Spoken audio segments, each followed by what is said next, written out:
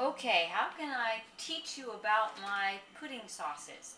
I'm using pistachio, sugar-free, fat-free.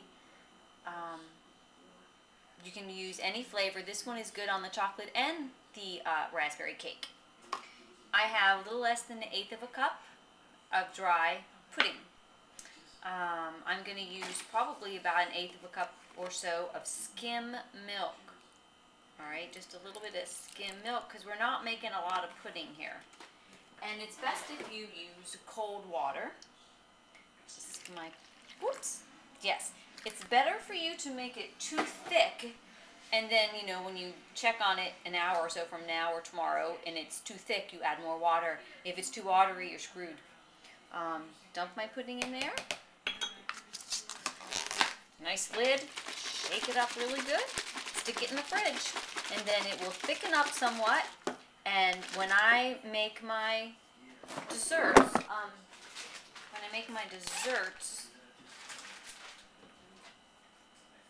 and this is not a raspberry one, I would put it on the plate like that, warm it up in the microwave.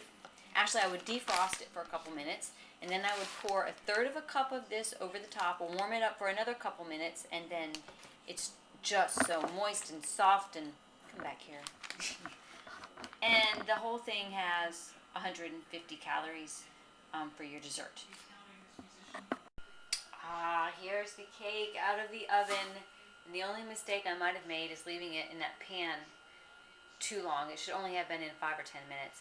I baked it 30 minutes, and then I think 5 more. So about 35 at 350 in my oven. So generally I leave it in the pan for a little bit, 5-10 minutes. And I see it's stuck on the side here. It doesn't usually do that. There we go. Hopefully. Yes. Perfect. It did not. Can you see that? Did not stick. Okay. So here's the cake. Then I let it cool.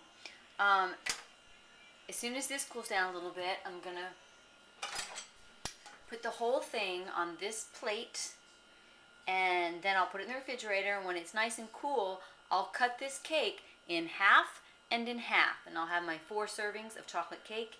The raspberry one is in the oven now, and you top them with the pudding, heat them up, and delicious.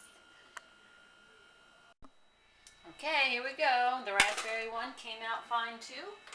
So we'll put the chocolate here. It's ready for the fridge, and hopefully this one didn't stick either.